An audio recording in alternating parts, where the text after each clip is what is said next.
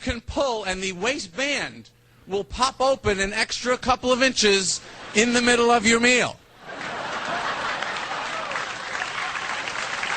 That is where we are at now, my friends. We cannot wait till tomorrow to put on bigger pants. I need a ripcord right now. But food has power, we know that. And cookie companies, they try and make it seem like the cookies are very innocent. Well, it's just elves living in trees making. It's nothing. The war between us and the cookies. Look at that box. It's like a military bunker inside there. It's like that preformed plastic barracks that the cookies live in. You slide it out. It's like a D-Day beach landing troop carrier. All the cookies, they're lined up waiting to go into combat. But the rows are key. The rows of cookies keep the mayhem somewhat under control. You get to the end of a row, any half-sane person, you stop for a second. What the hell am I doing here? I was going to have a couple. I just mowed down the whole row.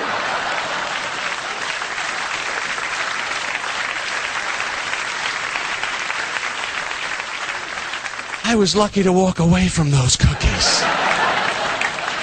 Good thing I had my Hager safety pop-open slacks.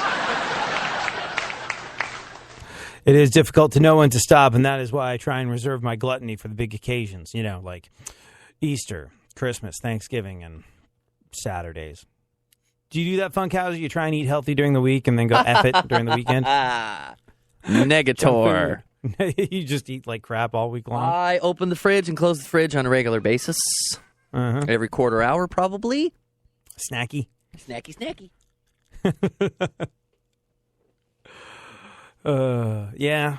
I don't know. I don't know how people hang out at home and don't wind up the size of blimps. I just, if I'm home, I'll eat out of boredom more than anything else. Walk up to the fridge every 10, 15 minutes or so and be like, what do I want? What do I want? And then, as Jerry so succinctly pointed out, before you know it, half a thing of Oreos is gone. He's right. Food does have power. I'm thinking about the, I got one of those Reese's chocolate bunnies. You ever had one of those? Mm-hmm. It's like an Easter chocolate bunny, and it's stuffed with Reese's peanut butter. Whatever they put in Reese's peanut butter cups, it's in there. And the bunny's not even that big. But I was like, okay, I'll have one of these. I got halfway through it and felt like I was going to need to have one of my feet hacked off because of I was pre-diabetic after the first one. It was so sweet and so sugary. I was like, am I no longer a real man? I just ate half of a chocolate bunny and wrapped the other half up in the tinfoil and put it in the fridge, saving it for later. Saving it for my next day of gluttony. My girl got a Bordeaux chocolate egg for Easter. You know what that is? It's like brown sugar and butter and 10 pounds in an egg there.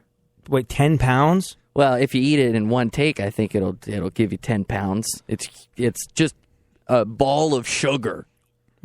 So good. Did you give it to her?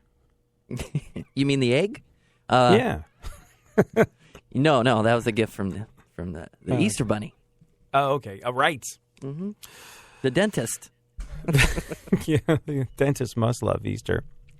All right. What else is going on? Let's finish up the news, and then we'll talk about how what's going on in Indiana might actually be a good thing. I do have a public service announcement. Louie season 4, now up on Netflix. Oh, really? Mm-hmm. You should go watch that thing. You playing Seinfeld there reminded me that season 4 is up, and it's on, and it was just released. Yeah, a bunch of new stuff came up on Netflix the other day. I don't know if you log into Netflix on the computer, if it shows you all the new releases all at once, but I watch Netflix on my Roku, and it's great, and it streams it to the TV, and that part of it is fantastic, but it can make it a little more difficult to navigate. So I'm always like, okay, I'm always on the lookout for new Family Guy, new Parks and Recreation, and things like new Louie. So yeah, new Louie, the episode or the season. So did the fat lady. You know that clip it's on Rotten Tomatoes is like 91% awesome or something. It could be one of the best scenes on TV. It's in season 4 on Netflix right now, Louie. Man, the last season was weird. I liked it, but I laughed infrequently while watching it. You know, he runs into Parker Posey, and that's his girlfriend, and then she, like, that scene where he runs into her on the bus after having broken up with her because she's bat-ass crazy, and she just dies. Like, she's like, oh, it's so good to see you, and then her nose starts bleeding, and she internally hemorrhages, and he rushes her to the hospital and then dies in her arms. Spoiler alert for anybody that hasn't seen last season. Too bad, Suzanne. I'm sorry, but the whole thing takes maybe 30 seconds. It's not that big of a deal, but there's a lot of things that make you think in the last season of Louie. Not a tremendous amount that made me guffaw the way previous seasons had. So I'm hoping he makes with the laughter, because I really liked it when he got weird and out there. But you're gonna like make me laugh. The first part. Like, I tried to binge it, and I got like 4 episodes in. I think you shouldn't binge season 4, but it's gonna be right up your alley there comedically. I think you're gonna dig it. Good. You should start it today. Wow. Dude, I love Louis C.K. so much. Like, I love Louis C.K. for a whole bunch of reasons. I love the fact that I think he is one of the most unmitigated tellers of truth on stage, and I think that's what makes him so incredibly different than anyone else. Like, a lot of people go up on stage when they do comedy, and they attempt to shock, and they attempt to be out there, and they attempt to be controversial or edgy. Louis just tells his truth, and it's not what I would say is brutal, but it is so razor sharp because he's so truthful and not trying that hard. It's the honesty. It's the honesty that separates him from the pack, I think.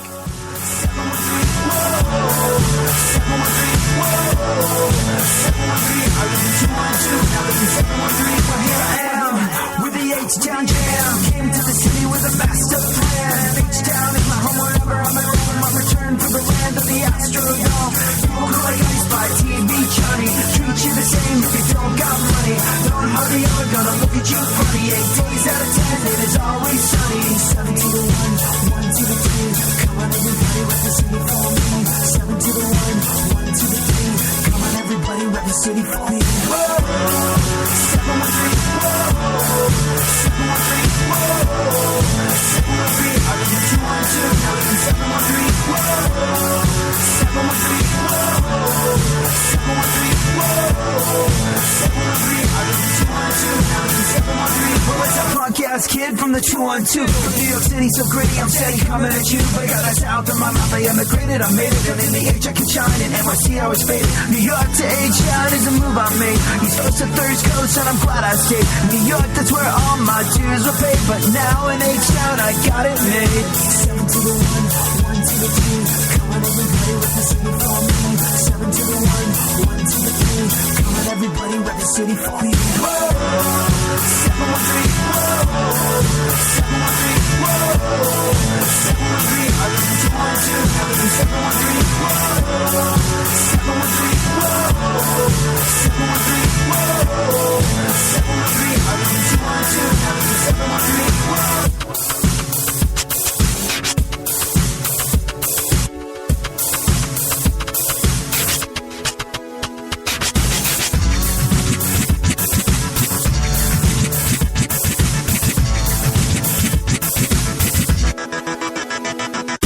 7 to the 1, 1 to the 3. Come on, everybody, rep the city for me. 7 to the 1, 1 to the 3.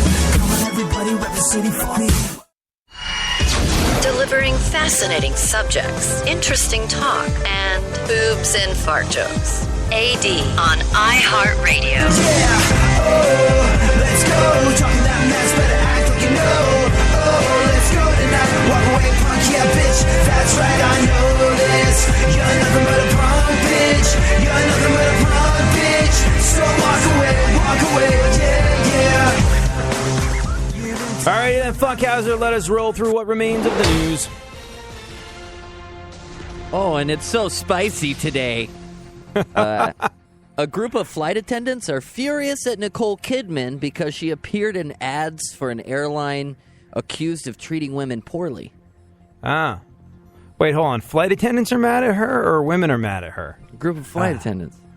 Wow. Meanwhile, a group of passengers are furious at Nicole Kidman because their in-flight film was just go with it. Not good. Not good at all. Not good. What else? Michael Stipe told the governor of Indiana to go F himself. Like we've wanted Michael Stipe to do after buying every REM album since Document.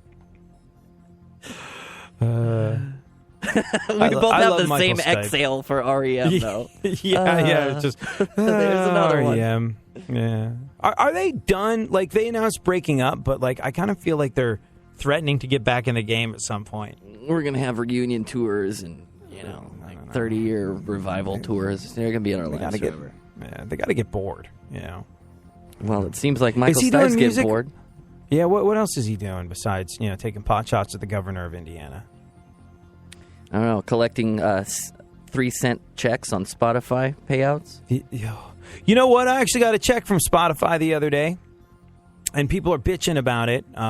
People are bitching about like Spotify royalties being incredibly low, and I found that the trick is apparently to not have a record label, because I'd heard it was Cracker. Cracker came out and like, hey, we've been played 16 million times on Spotify, and for that we've made something like $14,000. Come on.